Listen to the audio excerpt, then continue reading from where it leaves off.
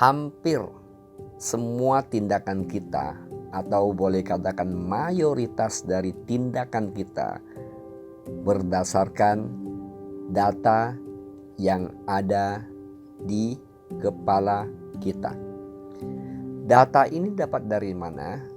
Data ini dapat dari pembelajaran, entah itu pengalaman, kejadian, bisa juga melalui buku, bisa juga melalui film, bisa melalui CD, kaset, dan semua pembelajaran itu terekam dengan rapi. Dan apabila satu pelajaran yang berulang-ulang atau satu pengalaman yang berulang-ulang, sehingga data itu tersimpan yang begitu solidnya di bawah sadar kita, data yang solid itulah yang kita namakan keyakinan. Jadi keyakinan apa yang kita miliki? Bisa yang bersifat positif, juga bersifat negatif.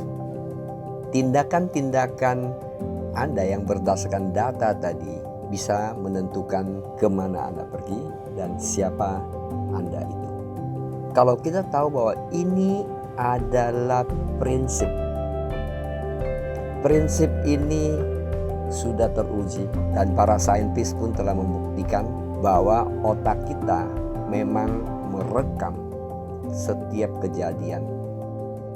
Di dalam otak kita ada neuron-neuron yang terkoneksi satu yang lain, itulah namanya pembelajaran. Dan data yang tersimpan di otak itu, itulah file kita. Di sini letaknya bahwa kenapa hati-hati apa yang kita lihat, apa yang kita dengar, dan pengalaman, karena itulah menjadi pembelajaran oleh otak kita. Dan menarik, kalau kita juga tahu bahwa setiap pengalaman yang kita alami akan tersimpan sebagai data. Tadi saya bilang kalau pengulangan yang kesekian kali bisa menjadi satu keyakinan. Nah, menarik bukan? Dan ini letak jawaban kenapa banyak orang tidak mencapai goal atau impian mereka. Kenapa? Karena untuk mencapai goal dan impian ada prosesnya. Pada saat proses tidak selalu mulus. Dalam proses selalu ada masalah atau kita bilang tantangan. Dan ingat, otak kita merekam semua proses itu. Demikian juga pembangun jaringan, networker. Dunia internasional kenal dengan istilah networker. Mungkin dalam FFG kita lebih suka menggunakan istilah network builder. Pengalaman saya di lapangan pada saat saya mulai belajar membangun jaringan, mulai dari yang tidak punya pengalaman, dan pada saat saya membimbing jaringan, mementoring tim saya melihat banyak sekali yang tanpa disadari sebenarnya mereka masuk ke lingkup yang satu ini, yaitu keyakinan yang sifatnya negatif, atau lebih tepatnya keyakinan yang salah untuk bisnis ini. Contoh, kalau saya tanya kepada siapapun yang sudah mulai aktif di bisnis jaringan, apakah Anda sering ditolak? Dengan secepat kilat Anda menjawab sering. Bahkan Anda bisa sebutkan si A, si B, si C, teman baik saya, keluarga saya, orang yang dulu sangat dekat sama saya, sekarang ini. Dengan mudahnya Anda sebutkan seperti itu.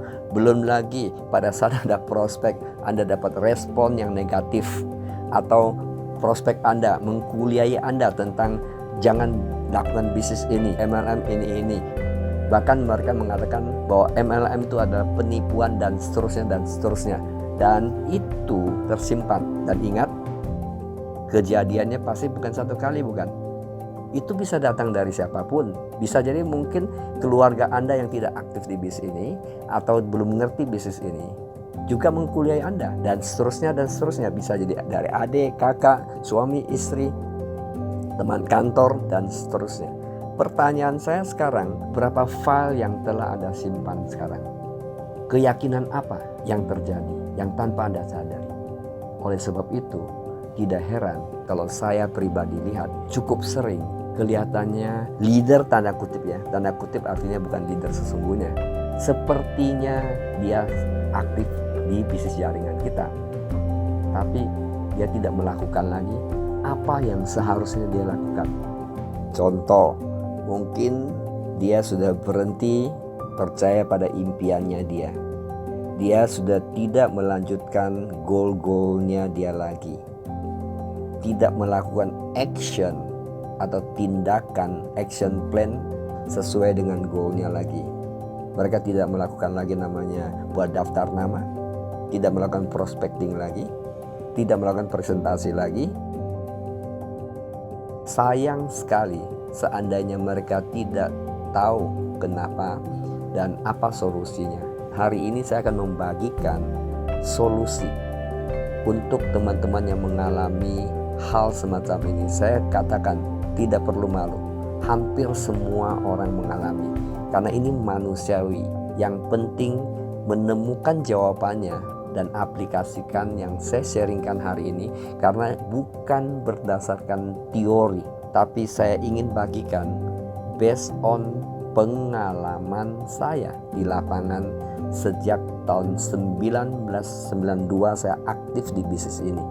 Tadi saya bilang bahwa teman-teman sebagian sepertinya aktif tapi tidak aktif lagi. Mereka tanpa sadari ditambah pengalaman-pengalaman yang dia alami.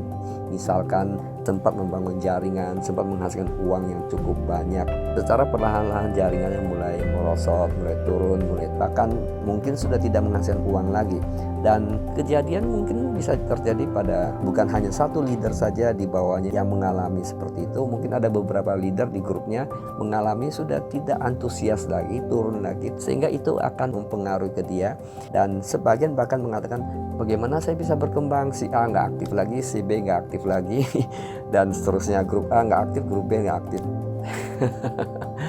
Sepertinya kalau begitu nasib kita di tangan orang lain dong. Padahal prinsip hidup adalah nasib kita di tangan saya sebagai pelakunya dan saya penentunya di tindakan saya.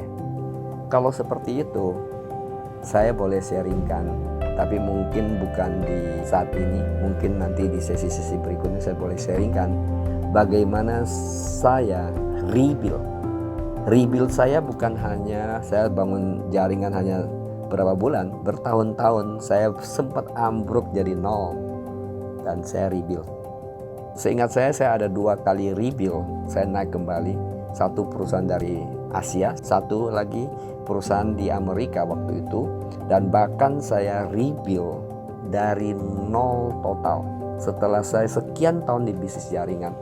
Dan jaringan saya bukan kecil, ribuan, puluhan ribu. Dan saya mulai dari nol rebuild.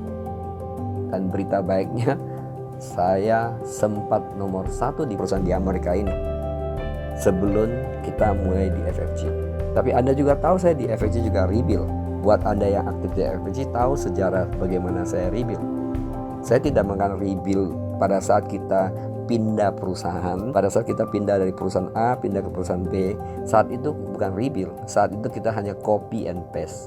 Tapi saya punya pengalaman sebelumnya adalah totally rebuild. Jadi saya boleh confirm double job tidak benar kalau bisnis ini tergantung orang lain atau tergantung circumstances atau situasi di luar. Sama sekali tidak. Dan saya bisa membuktikan, dan saya bisa menceritakan, dan saya bisa menggambarkan dengan sangat detail. Oke, kembali lagi ke topik hari ini ya. Oke, topik hari ini tadi saya bilang bahwa saya akan membagikan bagaimana rahasianya menghadapi tantangan yang teman-teman hadapi tadi, termasuk saya hadapi dulunya. Strateginya sederhana, yaitu unlearn and relearn. Maksudnya apa, Pak Onggi? Unlearn. Tadi ingat bahwa bagaimana otak kita merekam peristiwa? Itu namanya otak kita learning. Dia belajar. Pembelajaran pengalaman itu maupun dari buku, kaset dan sebagainya. Dan pengalaman itu pembelajaran.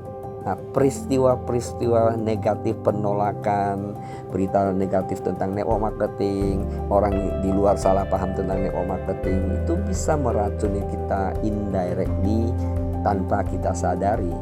Hal semacam ini kan otak kita belajar, namanya learn. Sehingga kita mesti juga secara consciously, secara sadar untuk unlearn. Unlearn itu adalah membuang data yang kita pelajari, buang ke dustbin. Saya tahu memang kita tidak bisa hapus data yang ada di subconscious mind kita, tapi kita bisa membuat dia lemah, yaitu dengan strategi unlearn.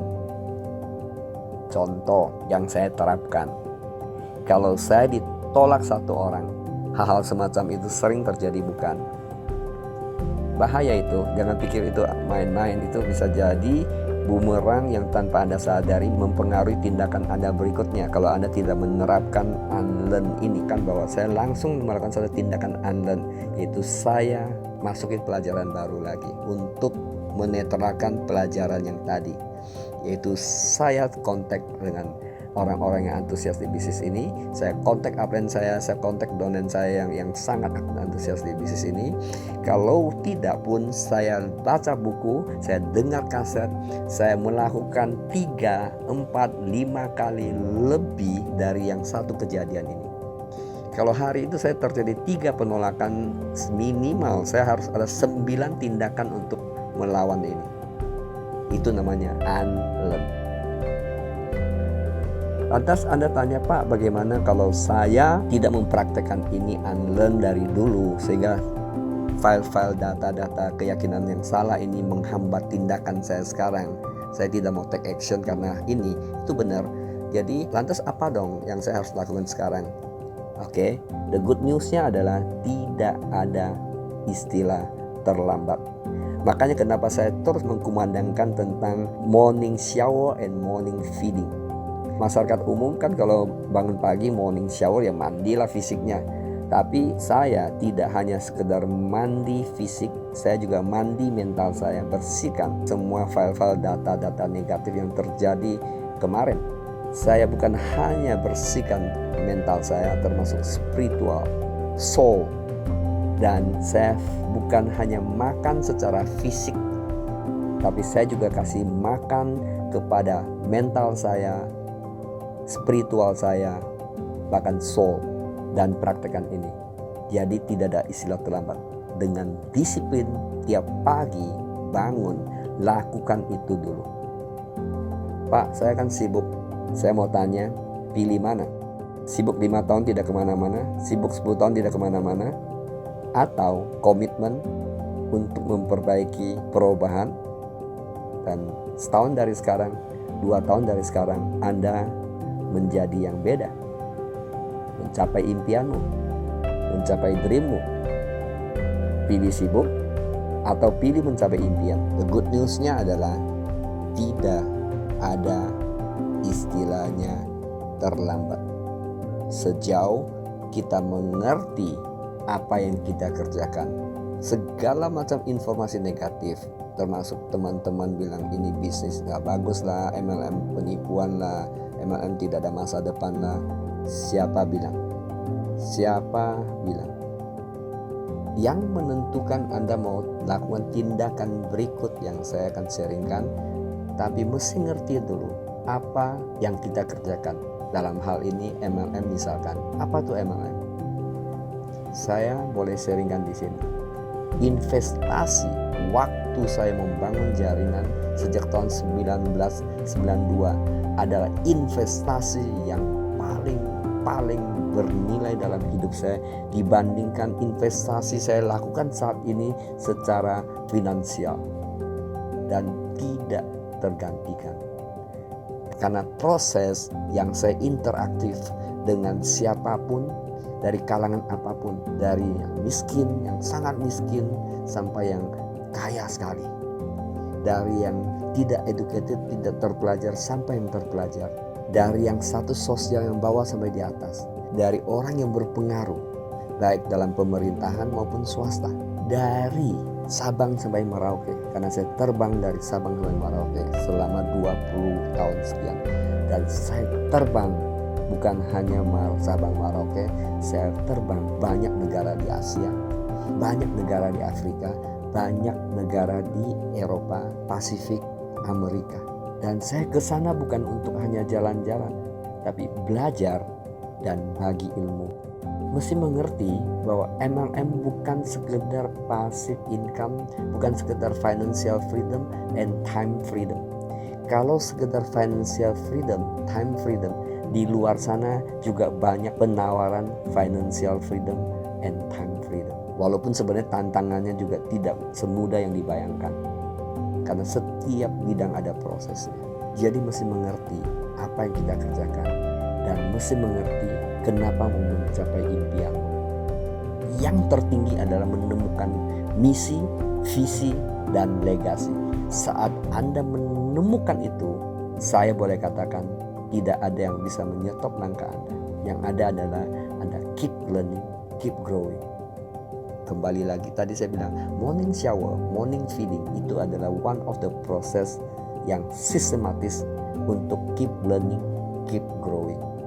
Jadi tadi saya katakan bahwa unlearn, satu lagi yaitu relearn. Relearn artinya memasukkan pengalaman yang baru. Anda tahu dulu strategi saya misalnya dapat penolakan, saya sengaja hari itu saya mendapatkan orang bicara positif tentang bisnis ini. Saya prospek lagi. Pada saat saya ketemu satu yang join, itu mengalahkan yang sebelumnya. Karena feeling good itu penting. Karena ingat, bisnis ini dibangun dari perasaan, feeling, dan emosi. So, sederhana bukan? Hanya terapkan unlearn and relearn. Dengan dasar impianmu dan dasar mengerti apa yang kita kerjakan, apa manfaat dari bisnis ini. Selamat berjuang, mari berkembang dan capai mimpimu. I love you, thank you. Sampai ketemu di sharing saya yang berikut. Bye.